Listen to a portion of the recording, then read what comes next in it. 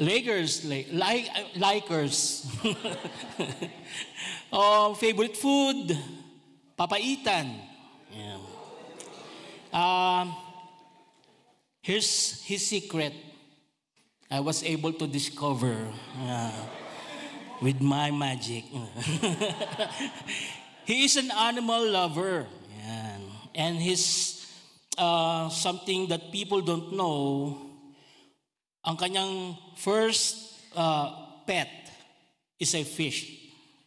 So, he loved that fish. He put it in a crystal bowl. And he carried it inside their home. And he placed it beside his bed. So that's how he loved his fish. And he named that fish. May pangalan pa yung fish. Yung kanyang fish ay pinangalan niyang Nemo. So I thought it was a clownfish. Remember the movie Finding Nemo? That was a clownfish. But he said no. Actually, he said, my fish is a piranha. Now, what kind of a person na merong piranha sa bahay, no? Now, if you look at the screen, yeah. He was that before he was born again. And without partiality, you wouldn't think he will be a pastor. But I guess, as the saying goes, only God knows. So let's all welcome Pastor Aljun Interino.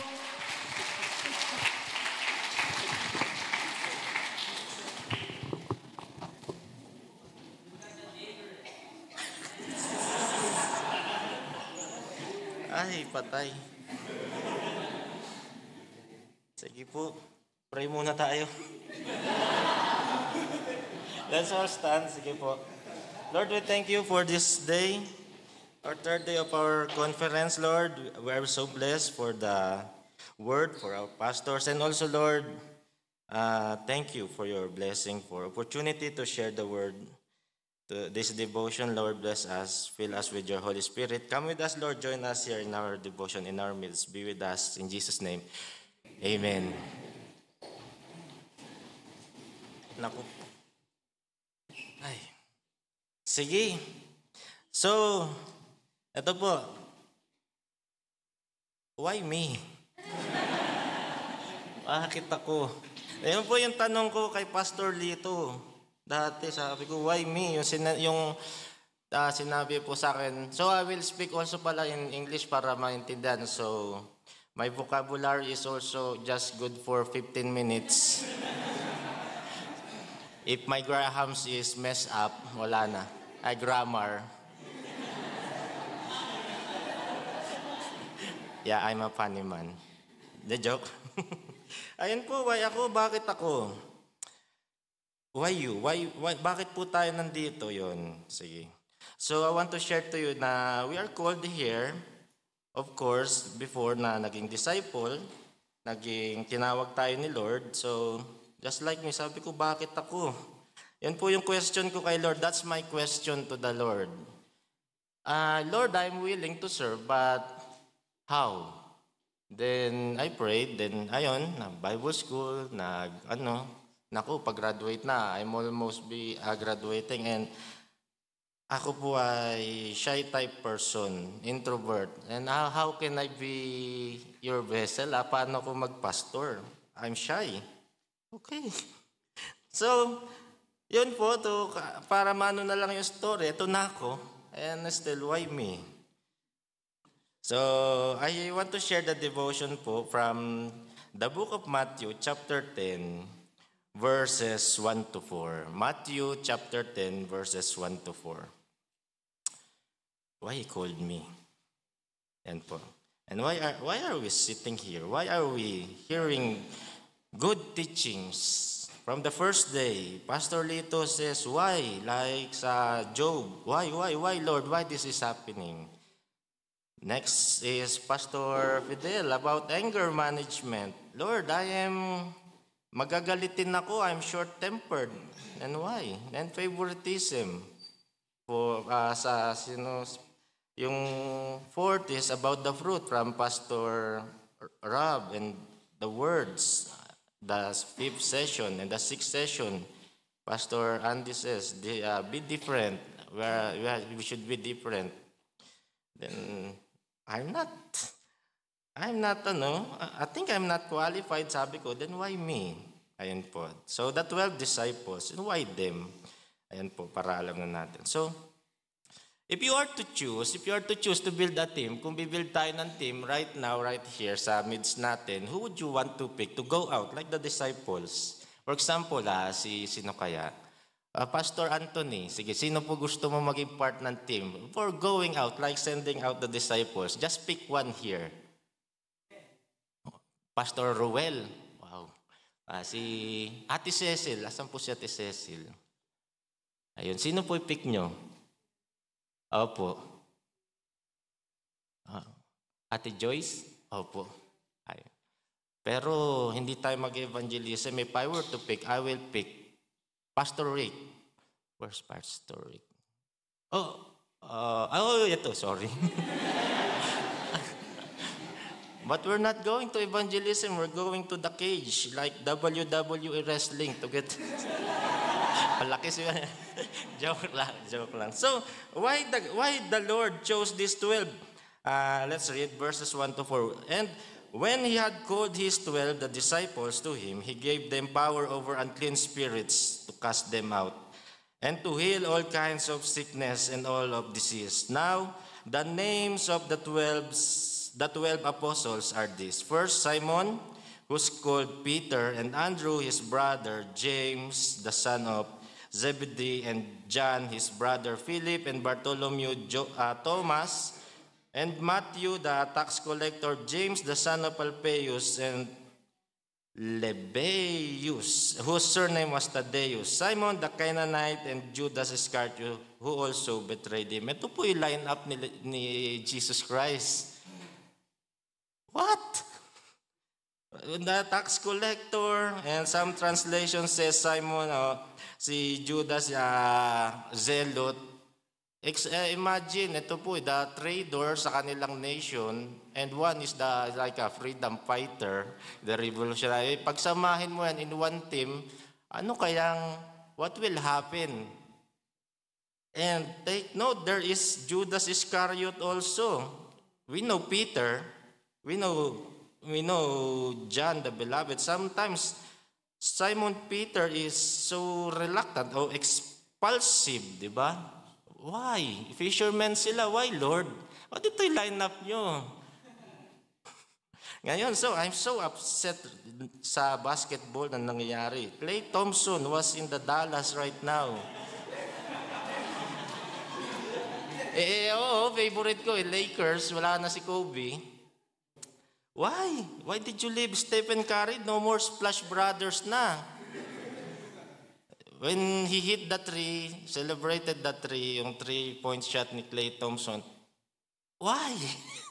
It's like, that's not you. Go back. Ba't mo ganyan yung line up? Ayun po. So, same here. Why, Lord? Why? And right now, why me? For me, bakit ako, Lord? Meron naman dyan, so, para po sa information, dati hanggang 4th year lang yung high school, sinobrahan ko. Umabot ako 5th year. Nag-repeat po ako. Nag-drop out ako. Sabi ko nga sa kanila, I'm not smart. Lord, why me? Pumasa po ko, I passed the high school and undergrad college, vocational lang. Because, gala ako eh. I'm not smart. I just passed the high school. Talaga po, nakapasa ako high school through the help of bunot. Bedsheet and paso. To carry my grades, okay, passing grade 75. Okay, why me, Lord? So in verse 1, he called the disciples, because in Jeremiah 29:11, you know the verse, for I know the thoughts that I think toward you, says the Lord, thoughts of peace, and for peace, and not evil, to give you future and hope. Jeremiah 29. That's why he called the 12. He called you. He called me. That's why we're here. That's why we are learning. Disciples, di ba? Disciples means students to learn. Like Mary and Martha, sabi, Mary, nagsit sa Jesus' feet, that's a good choice. Martha, nag-serve siya, huwag kang magpanik. Take advantage na may lesson. Jesus is teaching. Learn muna. There's a right time to apply. Ayun po, i-apply natin. No, we will apply this after this conference. Very good speakers. Sabi ko, why me? Kasi naku, sabi sa saying, save the verse for last. Why me? Pastor Lito, ba't siya nauna? Ako nga, sabi ko, baka mag-messed up ako, patay. Good thing si Pastor Dave, nandito pa. I have plans for you, thoughts toward you, says the Lord. A peace and not evil. Ayun po, di ba? We have peace in Christ. Right now, a lot of people doesn't have peace. That's why they are now in the cemetery. They don't have peace for their loved ones. They will go to the guy with the white robe to pray for them sa purgatory, hoping they will receive peace. Kasi yun po yung kinalakihan ko eh. Hindi ko na i-mention. So, yun. We have peace and this is not evil for you. Yun po yung future. That's our calling. To have a better life. Joyful, sabi ni Lord. Diba? I give you joy. Sabi niya, parang masaya. Not from this world, but from me. Ayun po. Kaya ako, sabi ko, ilang beses na po ako, I miss visiting, though I know my father is already with the Lord. Just for the respect.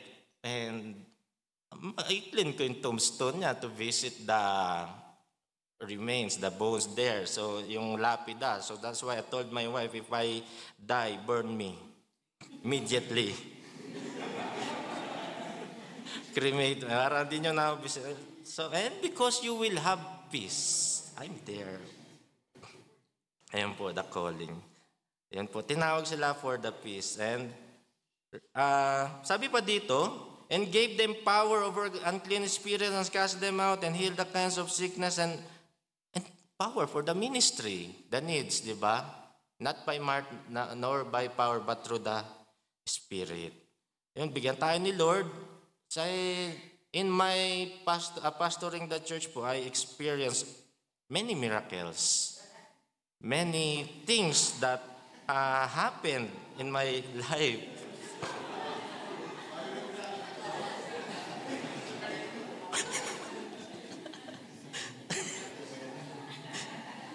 Ayun po. So powers what? What kind of powers? Ayun po, conquer this. We are conqueror, di ba? Power, yan po yung wala yung iba eh. So after this, hopefully na ma-apply natin and be the light of the world. Give them peace, give them hope. Salvation of Jesus Christ, our Lord. Yun. Ayun po ang binigay sa atin ng Panginoon. He gave us power from Him. So we cannot boast. Why me? Given yun eh. It's not from me. I don't have kasaway. Sino yun? Yung isang, may pastor dito eh, na parang heretic siya eh. Nag-Holy Spirit eh. Ewan ko, si Tebes. Anyway, wala akong powers na ganito, ganyan. But, ayun, praise the Lord sa aming ministry. Nag-grow yung fellowship, not through me. To tell you the story, I'm not doing Bible study. I'm just visiting them. So, in-encourage ko na, sabi ko, yung kids po yung nag-i-invite. Anyway, mahaba na naman istorya yun. So, I cannot boast because it's not me. I'm just following the Lord. And alagaan po yung flocks. And now they gave us, the Lord gave us power yan, to conquer this world. How? Conquer yung death through the Lord our Jesus Christ. So, next is, so verse 2, now the names, ito na po yung names. Now the names. Napakahalaga po ng names. So, just saying, ito po kasi yung narinig ko sa pastor ko, si pastor, yung nagturo sa amin sa Bible School. Bill Hansberger, names are very important. Your name, my name, because sabi, di ba, malist tayo sa Book of Life. Important yung names. Kaya, especially in the book of Numbers, Old Testament, when you see genealogies, just saying po, important yung names. Nakakatamad basahin. Sabi niya, why? Why this long names? Because to remember who you are. To remember where you came from, yung mga Israelites, so they cannot boast. I just chose you, small Israel. Diba? That's why they are chosen people. And we can ask God, why Lord? Why them? Why not the Philippines? So, kapag nag-break breads tayo, biko, hatiin yung biko kasi marami rice. Yung communion natin siguro hindi wine, lambanog. So, why them? Small lang kayo, sabi ni Lord. You're just a small country, so you cannot boast. Yan. And to remember who they are and where they came from. Kaya yung census nila, ito yung remains, ito, yun, just saying po. And in Proverbs 22 verse 1, a good name is to be chosen rather than great riches, loving favor rather than silver and gold. Kaya po, sabi ko, ayun, nakita ko yung picture ko na naman. Kasi hindi po mahilig mag-picture eh. Yun, may nahanap pa. May mas worse pa dyan. That old, ang tawag doon, old guy is already dead, yung sinful nature ko. But your name, yung identity natin ngayon kay Lord. So if I sin, my name, not only my name, is, ang pinakaano niyan, si Lord. Sabi, Christian tayo eh. Kaya po kapag when we sin, first affected sa name is the Lord. We were annoyed. Sabi, pastor ka pa naman. Sabi ko, sabi ni Pastor Fidel about anger. I'm short-tempered guy. Dati po when I was not Christian yet, when sa world pa ako, palaaway din ako. I joined the gang to protect myself. Sino ba yun? Si Isaiah. Ina-ask ko, kamusta yung Gordon Heights? Wala ba mga siga-siga doon? Meron daw, sabi niya. Meron pa ba? Alam niyo po, ang papa ko is electrician all around siya. So I will get his Philips ko, yung cross. Papatalimin ko yan. It's like an ice pick. Yun po, ready ako sa ganun. Tapos, makikipag-away ako. May short-tempered ako. Tapos, and one time also, isa pa story. I was influenced by alcohol. I went back home and I saw my youngest brother, my black eye, galing from sa bilyaran and computeran. Sabi ko, ano nangyari sa'yo, black eye? Sabi ko, who did that to you? It's payback time. Sabi ko, it's morphing time.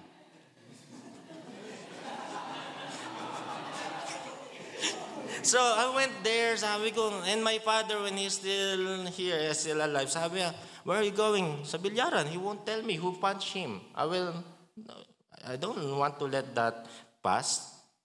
My father said, calmly, sabi niya, did you bring the gun? Kasi there's a gun sa sofa eh. No! I can handle them. Sabi ko, yeah, influenced by alcohol. So, sabi ko, my anger management, real story po yun. I went there, go sa billiard hall. He got punched there, my black eye. He got scared to go out because it's painful for me to see my brother got shy na confident niya kasi wala na kami mautusan bumili sa tindahan. I went there, sabi ko, who did this to my brother? They came outside, 14 of them. And then there's my father and my brother, older brother.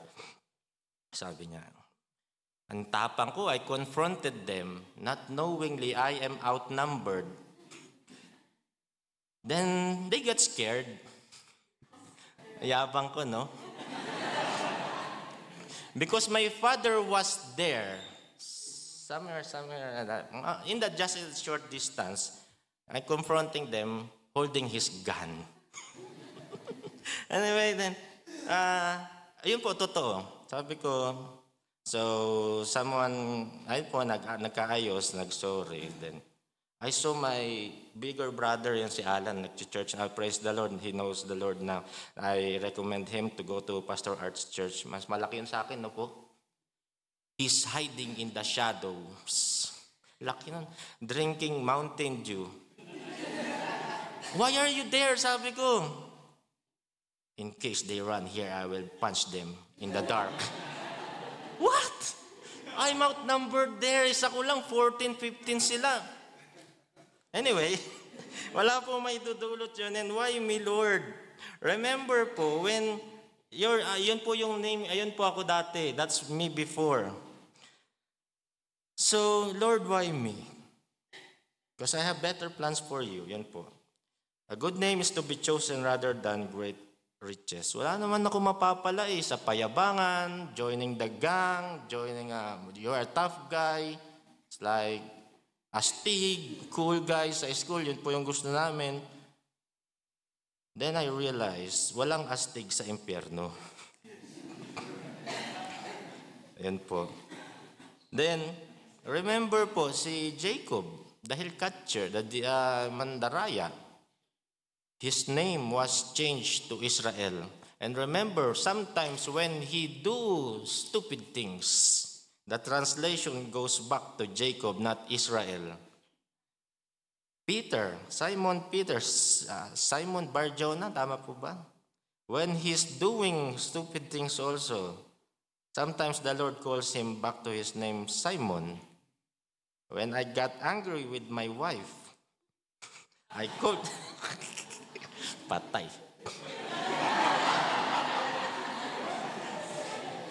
I called him Mira Caridad Interino. Ganun rin po ba kayo? Wives, kunyari sa wives, nakukumpleto yung name. Hindi po ba pag nagalit na sa vice versa. Siya rin po ganun sa akin. Pag na ganun na ako, yung tawagan namin, dude. Ayun po, sweet na yun. But when I call her Mira, I'm angry. There is something she's doing. Like sabi ni Pastor Ruel, sino yun si Pastor Andy? Siguro, check niyo yung phone. And I check the phone. Walang parcel sa Shopee. I don't use TikTok. Meron palang Shopee, may TikTok shop pala. So yun, so I need to control my temper, anger management. Di naman pwede na pastor ka, magagalitin. Also, though we have a right sometimes to be angry, but control it through the Lord. Yan po. Kasi representative na tayo ni Lord. Remember po. Kaya kahit si Apostol, si John, anong tawag sa kanya? John the Beloved. But before that, they are called by the Lord Son of Thunders. Mga anak ng, kulog. Sabi kasi kung basahin po natin Lucas chapter 9 verse 51 to 56. Luke 9:51 to 56. Now it came to pass when the time had come for him to be received up, that he steadfastly set his face to go to Jerusalem and sent messengers before his face. And as they went, they entered the village of Samaritans to prepare for him, but they did not receive him because his face was set for the journey to Jerusalem. Hindi ni-receive si Lord.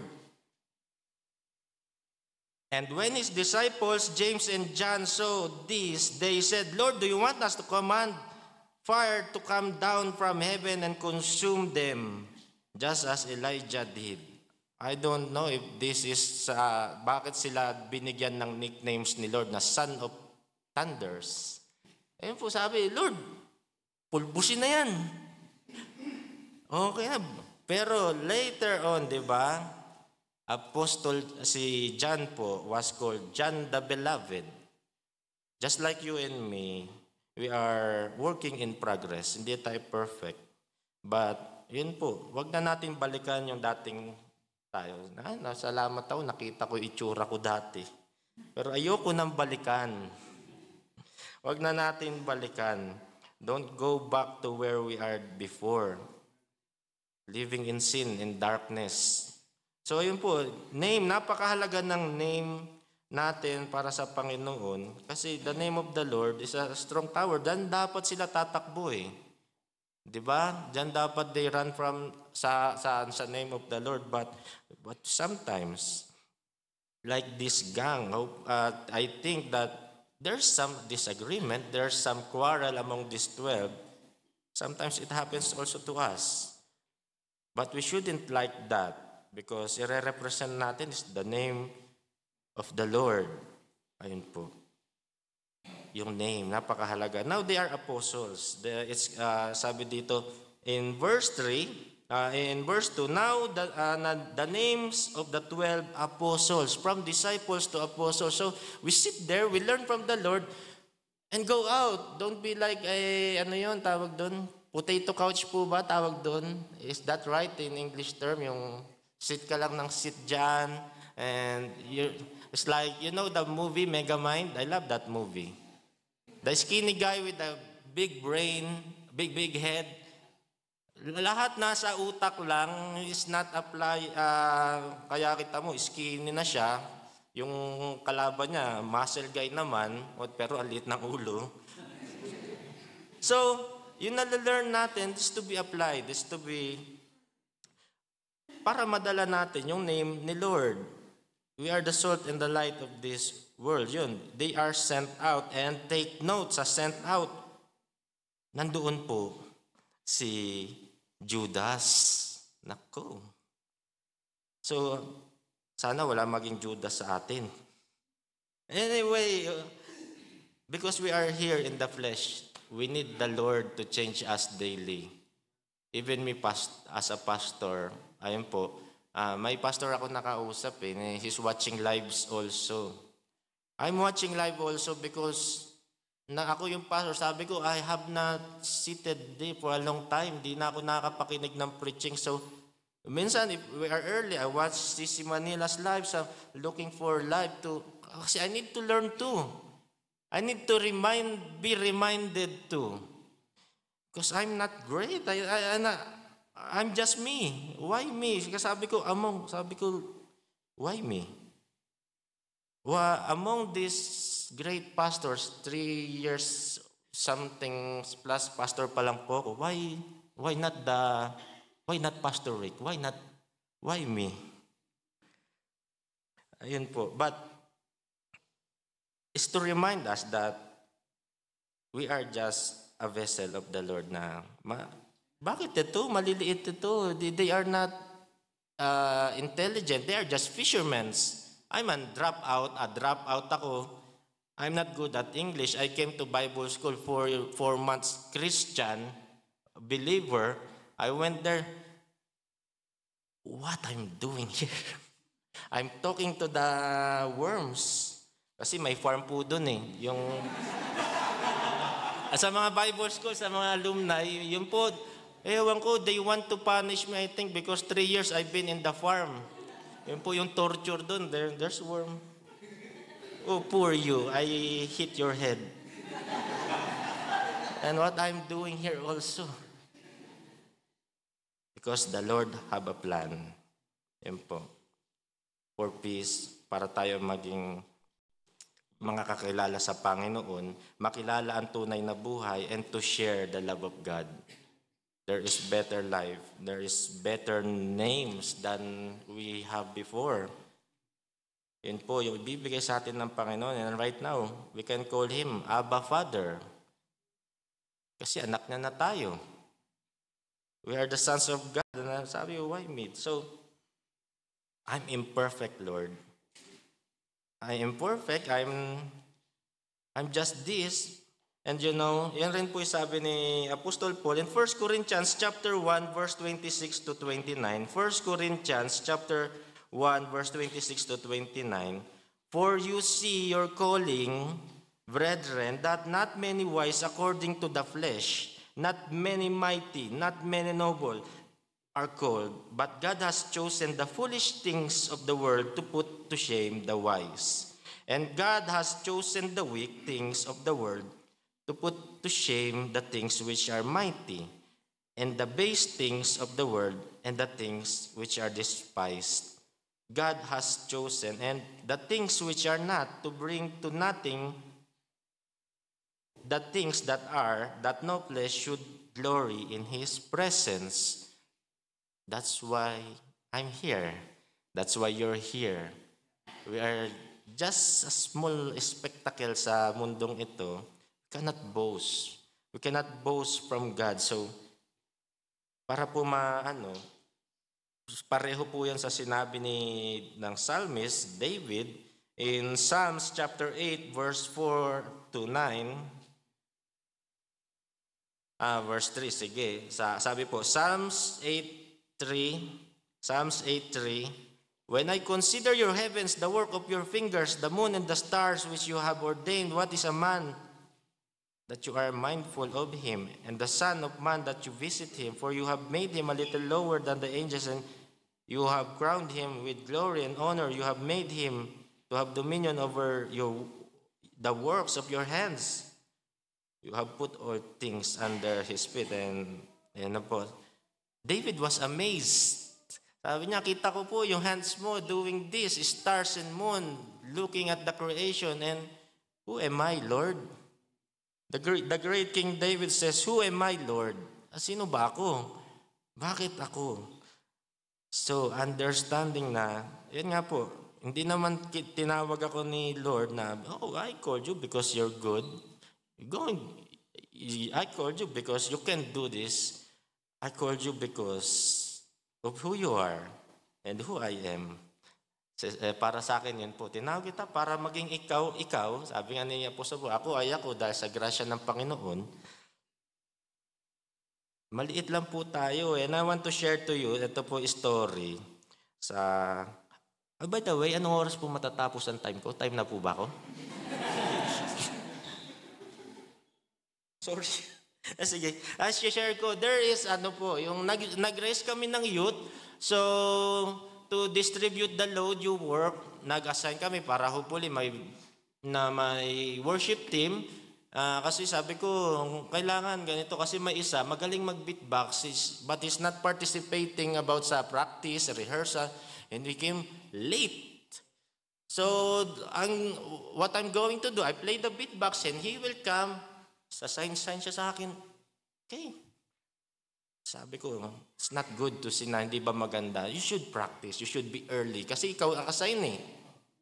Then I told this, we need to disciples, we need to teach them. Who is willing? Some raise hands. Hindi sila marurunong pa. Her name is Samantha. Sabi niya, I want to learn, Pastor. Sabi ko, so I called. Then it happened again. About this guy na hindi siya practice. Again, it's not pangit tignan eh. Okay, naka-set up na tayo, nag-beatbox na ako. Sabi ko, no. Then we assigned Sam, sabi ko, I'm not good, Pastor, but you can. Lahat naman eh, I'm not good. Sabi, sintonado nga ako eh. Sabi ko, lahat naman dumaan sa beginning. All good players, all good musicians started from the beginner's stage.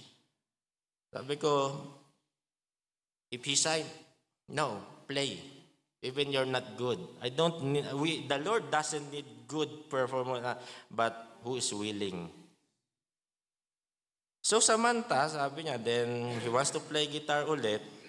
Sabi niya, sabi niya, I want to quit na, kasi meron po kami guitar lessons every Friday. I want to quit. Why? She cried, why? Sabi ko, I thought that's your passion. You are dreaming of, studying hard for your parents to buy you guitar. I just want to, why? I thought you want to play guitar. I thought you love music. And then she told us, she cried, and I told Mira, come here, help me. Sabi niya, because Jesse, Joseph, and some other, he's surpassing me. Nagagaling nila eh. Oh, okay lang. As long as you're willing, we are going to teach you. We are praying for you. Sabi niya, and praise God na Pastor Darwin gave us from the CCPH, gave us a classical guitar, nylon string guitar. So you can easily, di ba? Mas madali kasi nylon. And right now, he continued learning and learning. This Sunday, there is a acoustic worship po na kasama po siya. Sabi ko, are you sure na kaya mo? Sabi niya, yes po, Pastor. Then, we pray. Sabi ko, ayun na siya. The confidence, sabi ko, beginner ka pa lang eh. Hindi, not to discourage them. You sure kaya nyo? We can rehearse. He messaged me yesterday, Pastor, can we borrow the guitar? Oh, open the church. Go to get the key. She's not good, but she's willing. And now, in front of this coming Sunday for my fellowship po mga murong churches na magpe-perform, naka-line up sila. Wow, sabi ko. So, dahil hindi siya magaling, but she is willing. Yun naman po yung gusto ni Lord sa atin eh. So, just do the talk. Yun yung sinabi, yun yung gusto mo. Let's do it.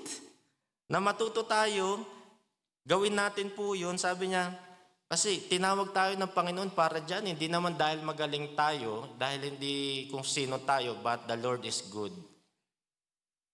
Let's walk the talk. Yung kung ano naririnig natin, we learn, we talk, we apply, we glorify the Lord. So let's pray. Thank you, Lord, for this morning to share my devotion that you called us, Lord, even though we are unworthy, but because you are worthy. Thank you, Lord, for your word, changing us daily. Help us to be the salt and light of the world, to glorify you and to know you more, and let the Lord the world know you, and use us, bless us this day. In Jesus' name, amen. Amen. Bro, thank you so much for sharing. Okay. I need help. So habang tinatanggal po, actually, Arjun, he asked me for advice because he considered himself as a rookie. And I gave him the best advice. And I said, why me? Why me? Okay? Pati ito. So now he's applying, why me? Okay, so today we'll be having a pictorial. So this is how we do it. Ladies first. And then men, and then men and women together with the children. Okay? So shall we all stand? Women first. Women first.